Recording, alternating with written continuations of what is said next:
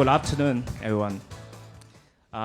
It's my pleasure to have a presentation here about Double 11. I don't know how many of you have already done Double 11 before, but I did this year. And I was staying overnight at midnight, waiting there until the last second, and then I click, multiple clicks. And then the experience is so smooth. I finally got the successful buy at the first try. And it's a very amazing experience. So to be honest, I make this title, Miracle. It's really a miracle. It's not only in terms of the technology itself, it's the business. And it's changed the behavior of every person in mainland China. Everyone at that time, after their work, they finish their dinner, and then they start to browse the shopping carts, fill it up, and then make the purchase at the last minute, right? So it's what's happening here today. I won't talk about business. I purely talk about the technology behind the scene. So what's the positions of Alibaba Cloud? As you can see here, Alibaba Cloud is the underlying technology arm of Alibaba Group. It supports every business unit of the group, from our e-commerce to our financial and our travel and entertainment and a lot more. So we actually, Jack Ma had made a vision a few years ago about by the year of 2036, we will have serving 2 billion consumers and more than 10 million of business worldwide. Imagine that in order to achieve this vision, how good our technology and our underlying fundamental has to be done to keep that pace of business growth. So it's very important that the Alibaba Cloud as the foundation, the technology arm, we have to improve. We utilize the cutting edge technologies, and we keep on researching on the best of the breed products that can better serve our group's vision. So a little bit of history of Double 11. It actually starts from the year of 2009 in year. So that was the first time we raised this concept. Actually, at that time, everyone really could not trust or believe that that will come true, right? Because at that time, okay, right, it's a single day, and then we make a lot of things happen on that single day. And it's a lot of work, and it's a lot of effort as well. So at the first year, we actually make about 400 orders per second. So that was the performance that we did at that time. And then since then, we start to improve and keep on learning. Actually, after each year's event, we have a lot of internal technology blogs and sharings. We are a technical company, right? Lots of people in Alibaba loves technology and technical stuff.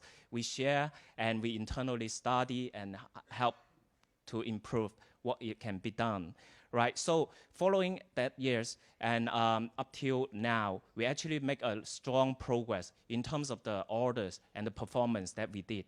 Actually, in the latest year we make about 544,000 orders per second. So that was the peak transaction volume that we did in the latest Double 11 event. And actually, then another breakthrough is that 100% of the core system was running on the cloud, 100% of core system. So meaning that transactions, billing, cars, and a lot more, everything is on the cloud.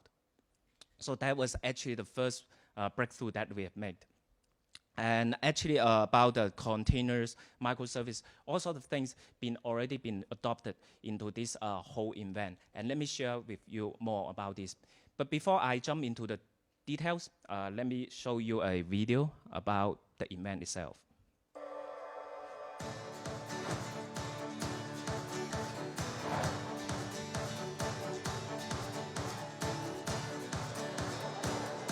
Double 11 is the event of the year.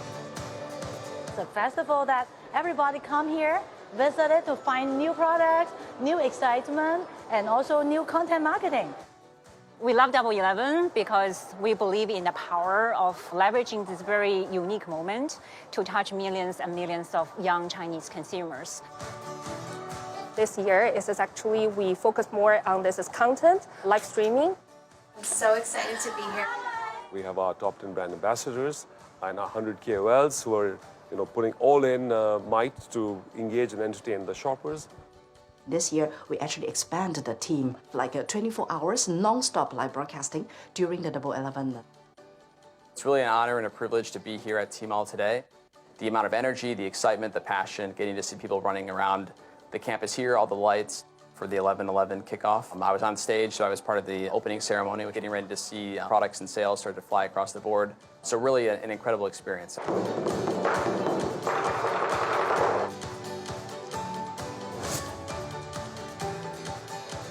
This year is the innovation-driven Double 11. And what's even more exciting is that for the new products and the new brands we introduced this year, they are getting amazing sales results. And this Double 11 is confirming the fact that when we're able to get out there and tell the story, consumers really do embrace the brand and what it stands for.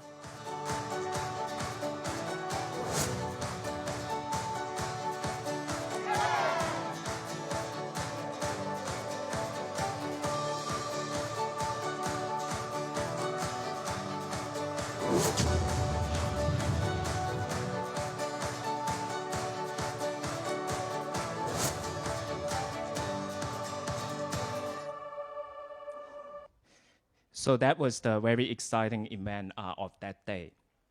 Actually, I love this graph so much because it exactly demonstrates what happened at that moment. You can see there's all of a sudden a very steep cliff climbing from the very bottom to the very top, right? So that was the first second of the Double 11 event. Everyone, you assume that clicking, and then the application swiping, and then all the browsing happens. There are so many inflow of the traffic coming into the core system, the platform itself, right? So basically, we calculate the approximate number is over 100 times of the normal traffic. So how would you enable to cater for this amount? I still remember a few years ago, I was helping a customer to do the first Double 11. And on their own platform. They were quite worried about that. And eventually it got through. And it was approximately 4 times of their usual traffic. But this time, 100. How can we do that? Right? And you can see that on every year, the first few hours would be the most critical one. Because once something wrong goes down, then the whole thing will be screwed up, right? So it's super important that we need a very robust and reliable architecture in order to secure and reliably support this sort of critical moments. And a little bit of highlights on this. So this one, 544,000 peak orders per second, and all on cloud. How can we do that? It requires multiple factors to be success. Firstly, it's about the infrastructure. It has to be reliable. Anything if it goes wrong, then anything on top will be fall out, right? And then secondly, it's about the database. Many people know that database is typically a bottleneck for such kind of event because it's just too many, right? Database, they typically can scale up, but they cannot scale out. Right? That's a very typical problem for a database. And then for application, how would you be able to leverage the most advanced technology nowadays to apply into an application so that it can scale out and it can reduce the overhead across the communication between different containers, right? The services itself. And then after you make these changes, how would you be able to deploy that in a very efficient way across the globe? It's a global event. It's not purely about a single region or single country, right? How would you be able to ensure that efficiency of deployment? And then security. Security is a #1 problem for lots of this event because at that time, normal business come in and bad business or bad traffic will also come in, right? How would you be able to intelligently distinguish these traffics and be able to run your business as normal. And then lastly, so many data have been generated. How would you be able to analyze the data and make meaningful insight, get that out of this event, right? So Alibaba Cloud actually provide a lot of these products to support this to be successful. Here are a few of the experts that I want to mention. So on the very left-hand side, the Hanguang 800 is the first AI chip made by Alibaba. And this AI chip is actually been adopted within the group in two scenarios. Firstly, it's about applying to our image search. So when you do a shopping, there's a way that you can do by search by image rather than you typing in the text. Because sometimes it's very difficult to describe a particular product with the color, with the texture, and with the shapes. It's very hard, right? So why not just upload your image and then it will search a similar looking product for you, right? But then when you do this uploading, just imagine there are so many, millions of images being uploaded. How would you be able to match the look and feel of different images to our inventory, right? So in traditional way, you have to leverage GPU power. So for this Hanguang 800 is the API, it's an AI inference, AI chip. One chip equals to approximately 10 GPU. So we leverage those one to run this image comparison and the AI learning, right? So that's the first scenario. Then the second one is about the recommendation, right? The recommendation. There are so many things that need to be learned and then recommended. So those would be some of the use case. And then second one is about blockchain, right? Blockchain is being applied heavily, in particular on the payment scenario and financial Alipay, right? And then when you browse the goods, there are so many, the origin, where is the product come from, right? And maybe it's from the US, from Europe, or from Australia. Is it a good one, a real one, or a false one, right? And then it been on Tmall actually provide a function and features that allow you to trace where the origin of those products. So that's another application of blockchain. Definitely there will be more that are leveraged by our My Bank, another BU, basically apply the blockchain on the supply chain finance aspect as well. So this one is about the technology being used, right? Joshua actually showed this similar look and feel earlier in his slides. So there are the voice shopping. There's a Tmall Genie, right? It's like you interact with the AI and then you talk to them about your shopping, the preference. Then it will digest it and then it will be automatically showed into the shopping cart. And then the other one is machine translations. I used machine translation recently in these 2 days when I was staying in Korea. I just use it when I look at the menu.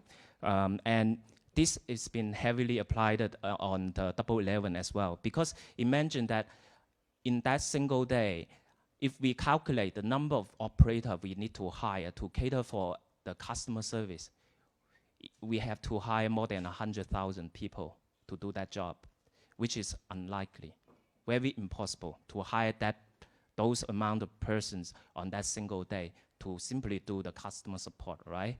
So a lot of things have been adopted, and AI is being applied so that the first tier, it can be handled by the robots, because they understand those people from, maybe they speak Thailand or maybe from India or from other countries, immediately translated into Chinese and then being able to digest by the AI to reply, right?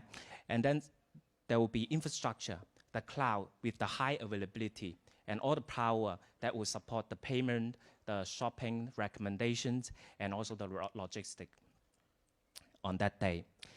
Indeed, we did a small statistic on that day. We processed approximately 970 petabytes of data which is equal to more than 12,000 of hours of HD video recording, right? And then on the other hand, we have been applied quite a lot of green energy technology in the field. So we saved 200,000 kilowatt hours of energy along that day as well. So how to make a Double 11-like event success? Based on our experiences in the last 11 years, we find that it's not purely about technology, that's for sure, right? Such kind of event, it needs a coordination, collaboration among all the BU within the group, and also our partners, our ecosystem, to make it success. We find that there are so many aspects that need to look into. Say, for example, here, we talk about the infrastructure, whether it's cloud or on premises, right? And then on the cloud, how would we be able to deploy it in a faster, efficient way, right? Should we use microservice? And if it is, then how would we structure that, right? Architecture that so that it can be, be more efficiently communicated. And then the test. Test is so important. A lot of cases we've seen, customers, they tend to leave the testing at the last moment. And that's always something will go wrong in the last moment, right? For us, we have to perform the end-to-end stress test on a regular basis, far before the event starts. And there are so many rounds of this testing, keep testing, right? So it's very important to have this test kick-started as early as possible. And then there will be the failure injection, right? Some theory that you try to break things, right? Because nowadays, when we talk about cloud, it's a failure-driven. We have to consider, make things break, make things failed. Then you design it from there to ensure that it's more reliable from time to time. And then there's also a flow control. What if something goes wrong, right? You tend to break your whole business, your applications into different pillars, different categories, right? And then you architect it so that anything failed would not be impact to other parts. So it's very important. Here, it talk about flow control. It talk about the graceful degradations. When things, a particular part of the system goes down, it would not impact at least the other field. So just imagine in the very traditional way, when you write an application, it's a single application. Everything is bundled all together. Then if something goes wrong, sorry, everything is wrong. It's not acceptable.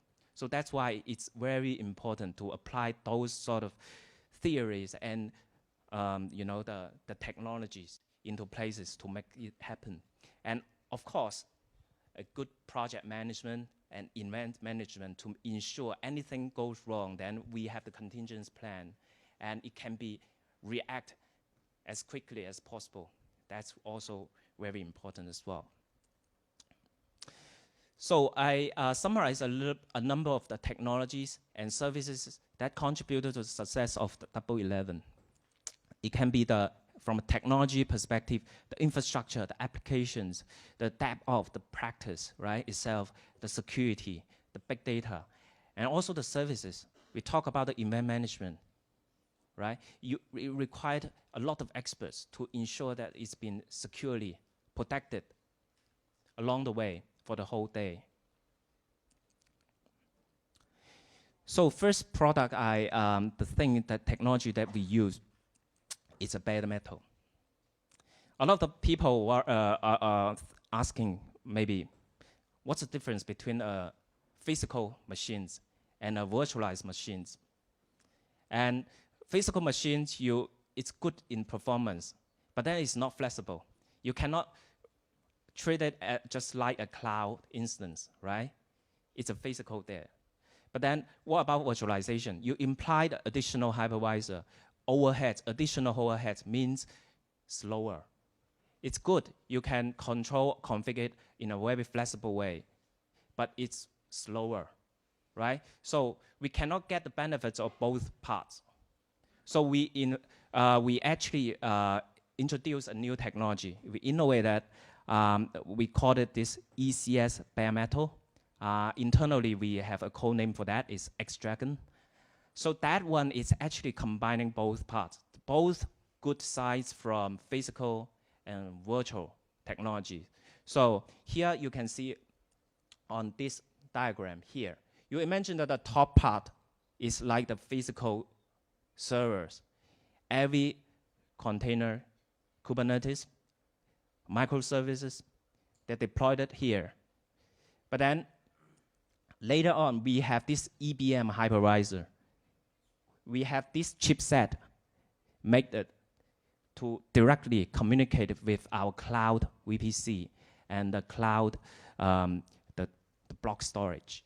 So what it means, these direct connections, it means it's fully embedded, so there's no overhead within this communication. Typically, if in a virtual world, you need to go through the virtualization, and then you route it somehow through the gateway to the VPC or your block storage. That will introduce additional overhead. And it's no good for this kind of scenario because we are talking 11. It's super high traffic coming in. Then you have to react as quickly as possible. So indeed, for Alibaba, we have deployed so many instances of this, the bare metal instances. So many, just so many. And we apply our Docker, apply our Kubernetes on top of this bare metal to ensure the extreme performance in order to perform and react as quickly as possible. And the second part is about storage. We purely use object storage, right? We store for Tmall everything, every web artifacts, images, everything is stored on object storage, right? It's a million level concurrent requests coming in. The object storage can handle that, right? And it's a highly resilient storage, so you wouldn't need to worry about the data loss because everything is triplicate copy, is scattered across multiple physical data centers, so you do not need to worry about getting a single data loss at any time. And it's super high performance as well, right? We are talking about EB level of data volumes and trillions of files, right? And these files is scattered across the world. The other part, we mentioned about database earlier. Database is typically a bottleneck for a lot of architectural design. Why? Because there are not many choices out there, right? And indeed, Alibaba actually, we have invented our own databases. And this database is called PolarDB. There are so many white paper around, across internet or Google, right? You can search. We have so many inventions on this database. We actually achieved the breakthrough in this part. So when we say this cloud native distributed databases, it's a scale up and scale out database, meaning that you can scale out to like 16 nodes. And each node can handle 100 terabytes of storage. That's far more than a traditional database technology. And the QPS is also very high, 1 million QPS per node. And it can, by applying the consensus protocols across these nodes, it actually can support a primary and multiple replicas scattered around, right? And the beauty about this architecture is that it decouples the compute and the storage as well. So the compute only worry about the computations. The storage is being handled by the bottom of this diagram, the data chunk server. So, and we have the RDMA network to ensure a high throughput of those data coming in and out. The other part is analytic. How do we do OLAP? We don't use traditional data warehouse. We use what we call the analytic DB. So it provides end-to-end capability and features that can ingest data from anything, right? From the streams, from traditional databases, structured database, semi-structure, or even Hadoop, right? We have the components that can import those data into our real-time data warehouse, ADB, analytic DB. And then later on, how you would apply the data within this data warehouse. You can use your own way. You can have your app to interact with that. You can have your BI tools to talk to them, or you can leverage some of the BI which has been ready in Alibaba Cloud. We have the Data V, which is a real-time dashboard. You can visualize every data in a real-time approach, or have a quick BI to generate the report, the statistical report for you. And then DevOps. Don't know how many of you have already applied DevOps in your organizations, but DevOps definitely is a culture that we have been adopted for so many years.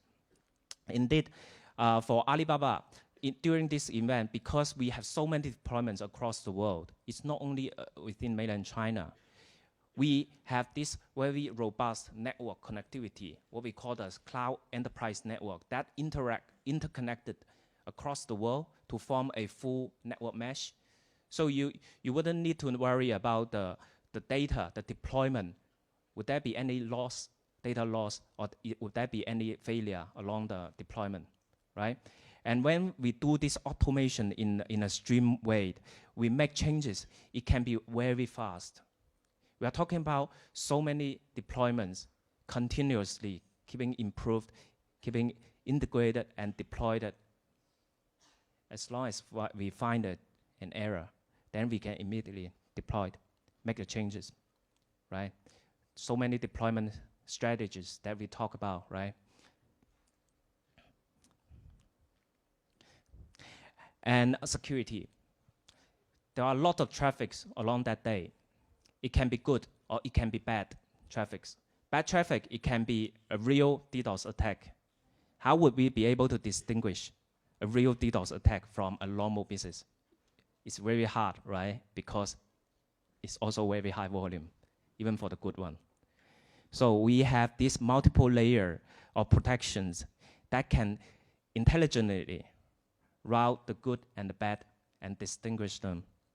And we have this DDoS scrapping center across the world, from Europe, from United States, from Southeast Asia, and in mainland China, to ensure that the traffic can really be handled.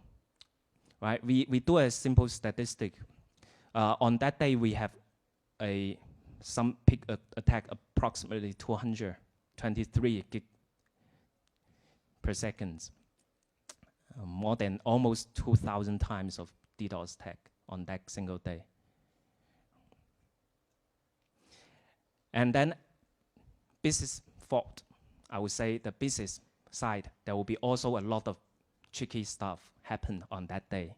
Because there are so many discounts, so many good stuff, people tend to leverage their program or applications to do smart things, right?